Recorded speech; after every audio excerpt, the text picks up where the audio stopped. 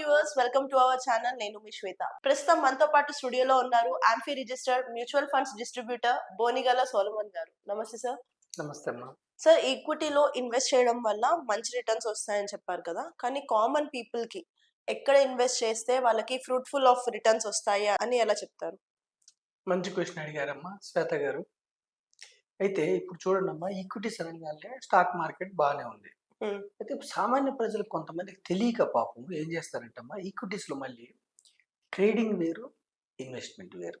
Okay. Trading అంటే అమ్మా intraday, ఇదే రోజు కొనాలి ఇదే రోజు అమ్మాలి, లేదా ఇదే రోజు అమ్మాలి ఇదే రోజు కొనాలి. ఇక్కడ హై రిస్క్ ఉంటుంది. అంటే ఒకరికి పోతాయి డబ్బులు, ఇంకోరికి వస్తాయి. ఓకే. ఇంకోరికి వచ్చేయంటే అతను పోయినట్టు.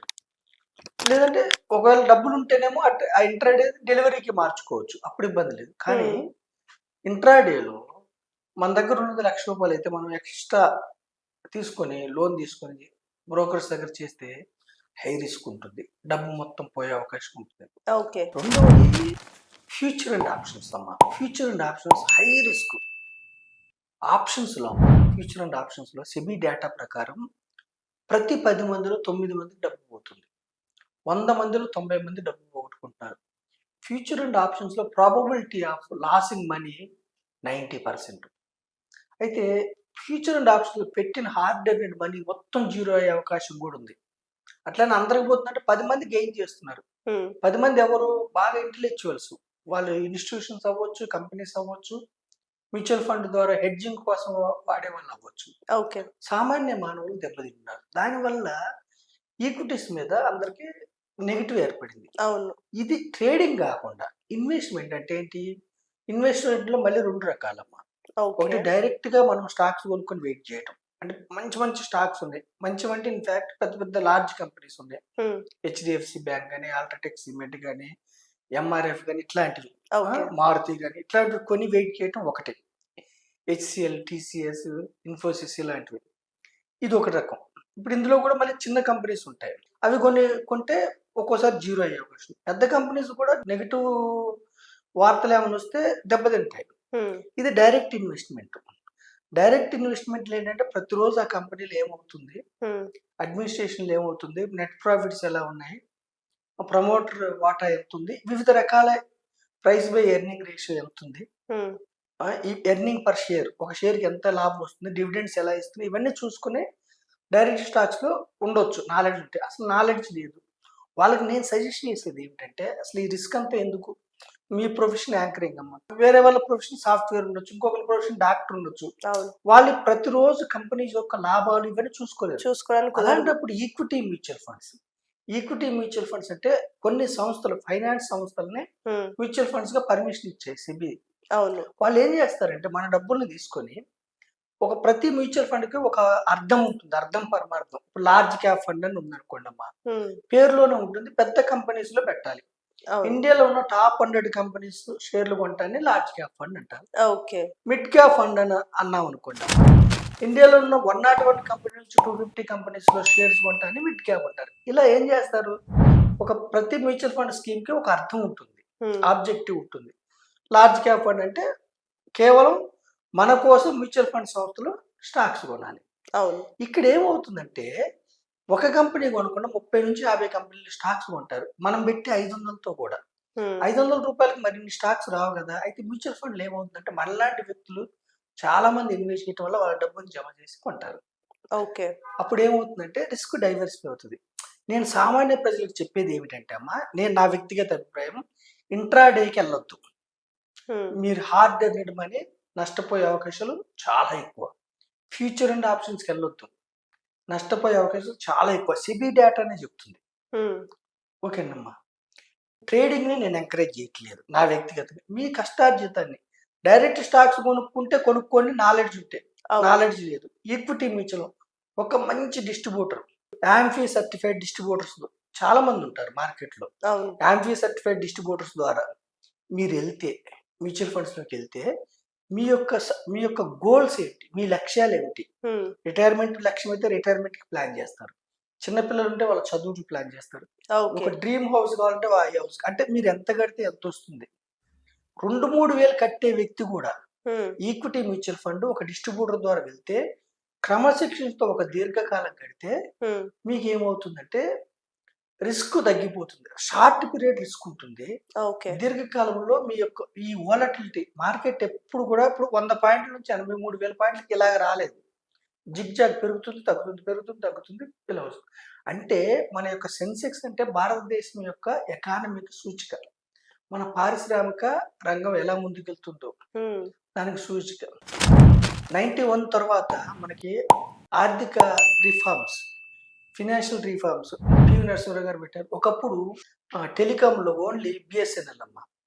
ఇప్పుడు ఎయిర్టెల్, జియో, తర్వాత ఐడియా, అలాగే ఒకప్పుడు ఓన్లీ శాటిలైట్ ఛానల్ అంటే దూరదర్శన్ మాత్రమే. అవును, చాలా ఛానల్స్. బ్యాంక్స్ కూడా ఒకప్పుడు మనమే వెళ్ళాలి, బ్యాంక్స్ ఏటీఎంలు. అంటే ఈ రిఫార్మ్స్ వల్ల ఏమవుతుందంటే మన యొక్క దేశము ఆర్థికంగా ఎంతో పురోగతి సాధించింది.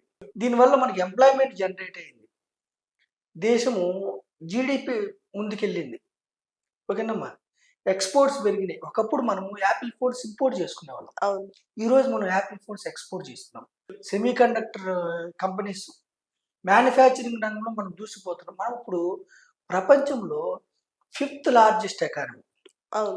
ఒక 3 to 4 years మనము 3rd లార్జెస్ట్ ఎకానమీగా దూసుకుపోతున్నాం. మన యొక్క గ్రోత్ అంటే నేను ఏం చెప్తున్నా అంటే సామాన్య ప్రజలు, పేద ప్రజలు ఈక్విటీ మ్యూచువల్ ఫండ్ లో ఓనర్ పార్ట్ ఓనర్ అవ్వండి. మీరు ఈక్విటీ మ్యూచువల్ ఫండ్ లో, ఈక్విటీ మ్యూచువల్ ఫండ్ లో మీరు పార్ట్ ఓనర్ అయితే ఒక భారతదేశంలో టాప్ ఒక 200 కంపెనీస్, టాప్ 100 కంపెనీస్ లో మీరు పార్ట్ ఓనర్ అవుతారు.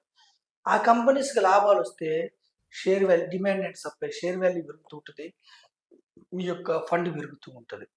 అంటే ఈక్విటీ మ్యూచువల్ ఫండ్స్ తీసుకోవాలంటే సామాన్య ప్రజలకు ఏం కావాలంటే ప్యాన్ ఉండాలి, ఆధార్ ఉండాలి, బ్యాంక్ అకౌంట్ ఉండాలి. అకౌంట్ నుంచి డైరెక్ట్ స్టాక్స్ కొనాలంటే డిమాట్ అకౌంట్ ఉండాలి, దాని ద్వారా కొనుక్కోవాలి. నేను direct stocks, F and even ఇంట్రాడేని కూడా నేను చెప్పుకోండి. ఈక్విటీ మ్యూచువల్ ఫండ్ చెప్తాను. ఈక్విటీ మ్యూచువల్ ఫండ్స్ ఒక డిస్ట్రిబ్యూటర్ ద్వారా మీరు తీసుకుని దీర్ఘకాలం ఉంటే మీ యొక్క పేదరికం నుంచి బయటపడవచ్చు. ఉదాహరణకి చెప్తున్నాను నేను, అంటే mutual funds are subject to market risk, కానీ 12% అజంప్షన్తో నెలకు 3,000తో కూడా, నెలకు 3,000 30 సంవత్సరాలు పెట్టుకుంటే మీరు ఒక యంగ్ ఏజ్ వ్యక్తి, మనం కట్టేది సుమారుగా 10 లక్షలు, 10,80,000, వచ్చేది 93 లక్షలు. 1 year ఎక్స్ట్రా కడితే ఇంకొక 36,000 ఎక్స్ట్రా కడతారు. అంటే 11,16,000 ఎక్స్ట్రా, 16,000 కడతారు. కానీ 1,05,00,000 అంటే 10 లక్షలు చెప్పింది. ఇది because of power of compounding. Power of compounding వల్ల ఒక పేదవాడు కూడా, ఒక సామాన్య మానవుడు కూడా పేదరికం నుంచి బయటపడవచ్చు. మీరు నిరాశలో ఉండొద్దు. యూత్ ఏదో కారణాల వల్ల మీరు చదువుకోకపోయి ఉండొచ్చు, డిగ్రీ పీజీలు చేయకపోయి ఉండొచ్చు, కానీ నిరాశపడొద్దు. ప్రైవేట్ ఉద్యోగానికి కూడా క్వాలిఫికేషన్ కావాలి, గవర్నమెంట్ ఉద్యోగానికి క్వాలిఫికేషన్ కావాలి. కానీ ఈక్విటీ మ్యూచువల్ ఫండ్స్ అంటే ఒక 30 నుంచి 50 కంపెనీలో పార్ట్ ఓనర్ అవ్వాలంటే క్వాలిఫికేషన్ అవసరం లేదు మీకు. అర్థమైందమ్మా? కేవలం మీకు ప్యాన్, ఆధార్, బ్యాంక్ అకౌంట్ ఉండి కేవైసీ తీసుకుంటే, ఒక మంచి డిస్ట్రిబ్యూటర్ని పట్టుకుంటే 30 నుంచి 50 కంపెనీస్లో మీరు పార్ట్ ఓనర్ అవుతారు. ఎస్బీఐలో ఓనర్ బ్యాంకులో మీరు షేర్ కొనుక్కుంటే ఎస్బీఐ బ్యాంక్ లాభాలు వస్తే మీ షేర్ వాల్యూ పెరుగుతుంది, డిమాండ్ అండ్ సప్లై. మధ్య మధ్యలో మీకు గ్లోబల్ ఇష్యూస్ వల్ల మధ్య మధ్యలో డౌన్ అవుతూ ఉంటుంది. దీర్ఘకాలం ఉంటే మీకు బెనిఫిట్ ఉంటుంది. అయితే ఒక్క ఎస్బీఐ షేర్ కొనుక్కుంటే హై రిస్క్ ఉంటుంది. ఈక్విటీ మ్యూచువల్ ఫండ్స్ ద్వారా తీసుకుంటే 30 నుంచి 50 కంపెనీస్ కాబట్టి ఈవెన్ ఎస్బీఐ బ్యాంక్ ఏదైనా ఫ్రాడ్ అయినా, ఇంకొక దాంట్లో ఏదైనా ఫ్రాడ్ అయినా, ఆ ఫండ్ మేనేజర్ ఏం చేస్తారంటే ఆ కంపెనీలో షేర్లు అమ్మేస్తూ ఉంటాడు. కాబట్టి మనం సేఫ్ గా ఉండొచ్చు. ఈక్విటీ మ్యూచువల్ ఫండ్ లో రిస్క్ తక్కువ ఉంటుంది. ఓవర్ ఏ లాంగ్ పీరియడ్ మనకి సెన్సెక్స్ లో 15% వచ్చింది కాబట్టి ఈక్విటీ మ్యూచువల్ ఫండ్ 12% వస్తే కూడా మన పేదరికాన్ని జయించవచ్చు. ఓకే, సామాన్య ప్రజలకి నేను చెప్పేది ఏమిటంటే ఇంట్రాడేకి, ఎఫ్ఎండ్ఓకి, డైరెక్ట్ స్టాక్స్ కి దూరంగా ఉండి మీ ఇష్టమైతే మీరు వెళ్ళండి నాలెడ్జ్తో. ఈక్విటీ మ్యూచువల్ ఫండ్స్ ఒక డిస్ట్రిబ్యూటర్ ద్వారా డైవర్సిఫైడ్, అది కూడా సెక్టార్ కాదు, డైవర్సిఫైడ్ మ్యూచువల్ ఫండ్స్కి వెళ్తే మీరు పుట్టడం ఎలా పుట్టినా, ఒక చదువు సరిగా లేకపోయినా, నార్మల్ పీపుల్ అయినా, ఒక ఆటో డ్రైవర్ అని, ఇంకోటైనా కూడా మీ యొక్క పేదరికం నుంచి బయటపడాలంటే 25-30 ఏళ్ళలో మీరు బయటపడవచ్చు ఈక్విటీ మ్యూచువల్ ఫండ్ ద్వారా. డైవర్సిఫైడ్ ఈక్విటీ మ్యూచువల్ ద్వారా సాధ్యమే. చరిత్ర 45 ఏళ్ళ నుంచి సెన్సెక్స్ రిటర్న్స్ చెప్తుంది. రిటర్న్స్ చరిత్ర ఆధారంగా నేను చెప్తున్నాను. 15% CAGR వస్తుంది. భవిష్యత్తులో కూడా 12% వచ్చే అవకాశాలు ఉన్నాయి. గ్యారంటీ ఉండదు. ఈక్విటీ రిటర్న్స్ ఎప్పుడు మన ఎకానమీ అభివృద్ధికి అనుగుణంగా ఉంటాయి కాబట్టి చక్కగా మీరు ఈక్విటీ మ్యూచువల్ ఫండ్‌లో ఇన్వెస్ట్ చేసుకుంటూ ఈ యొక్క ఫ్రూట్స్‌ని ఎంజాయ్ చేయమని నేను బలంగా చెప్తున్నాను. Thank you so much sir ఇలాంటి వాల్యుబుల్ ఇన్ఫర్మేషన్ ఇచ్చినందుకు. చూసారు కదండీ! మీకు గనుక ఈ వీడియో నచ్చినట్లయితే లైక్, షేర్ అండ్ కామెంట్ చేసేయండి. ఇలాంటి మరిన్ని ఇంట్రెస్టింగ్ వీడియోస్ కోసం మా ఛానల్‌ని సబ్స్క్రైబ్ చేసేయండి. Thank you sir. Thank you అమ్మా.